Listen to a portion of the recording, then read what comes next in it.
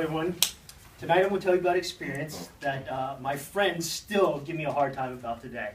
It happened a couple years ago when I was living in Los Angeles, when I was choked unconscious by a woman.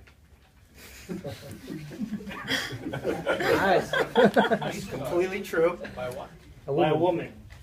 Now you're thinking, what did she use? Was it piano wire? Maybe an electrical cord? Leather strap? It wasn't any of those things. The woman who I was engaged, not married, engaged, but engaging with, she choked me unconscious with her thighs and Brazilian Jiu-Jitsu. Just so I have a sense of what I'm working with here, do any of you guys know what Brazilian Jiu-Jitsu is? Yeah. No, so mostly not. Awesome. I can make the whole thing up. So Brazilian Jiu-Jitsu is a sport and a martial art that is about ground fighting. So tonight I'm going to tell you a little bit about it, what makes it unique, and cover the 3 most salient features of Brazilian Jiu-Jitsu. And in the end, we'll come back to the story, how it unfolded and everything else. So the first major salient feature about Brazilian Jiu-Jitsu is that it's sometimes called submission wrestling, and it happens on the ground. So in most sports, whether it is football, cricket, hockey, boxing, movement is probably the most important feature of that sport. You would probably agree, yes? And those all happen while the person is on their feet.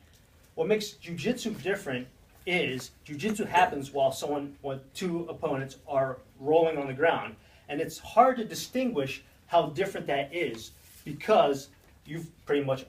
When was the last time one of you guys rolled around on the ground? Recently? Yeah, Okay. yesterday. Sorry. Well, it takes a different distinction and knowledge to move around effectively. Your balance and base are totally different, and it is unique in that you can angle yourself. There's no such thing as up, per se, whereas on your feet, there's always a definite up and down.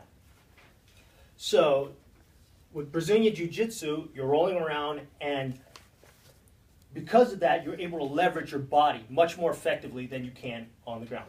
The woman who choked me unconscious, she's probably about 5'3", 120 pounds. So in the UK, that's what, 55 kilos?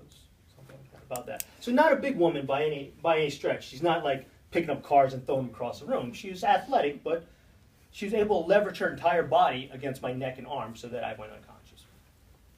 And this is something that is extremely effective. The second salient feature of Brazilian Jiu-Jitsu is a training modality. In Brazilian Jiu-Jitsu, your entire body is a weapon, and your opponent's entire body is a target. So, unlike most martial arts, where you're striking, you're throwing punches or kicks, Brazilian Jiu-Jitsu uses the ideology that it's much more effective to submit a person.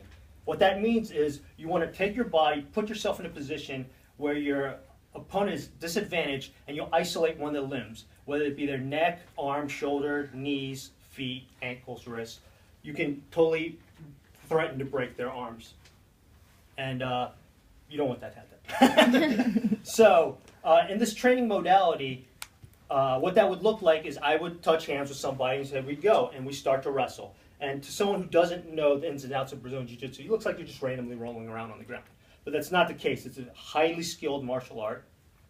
And because you go until there's the threat of either becoming unconscious or having traumatic bodily harm. And how you would say to the other person that, you know, I'm ready to give up is you either tap verbally or tap physically on the person. And that lets you go train with 100% effort, unlike other martial arts where if you're using gloves even, it's not safe to punch someone in the head as hard as you can all the time. So it's unique in that aspect. The third characteristic of Brazilian Jiu-Jitsu I'd like to talk about is efficiency. It's very effective against another opponent. As in the example I talked about earlier, I was at practice and I had just had a very strenuous roll with my friend Sam, who won the Brown Belt Masters Division in the Pan American Games. And so I was tired, and then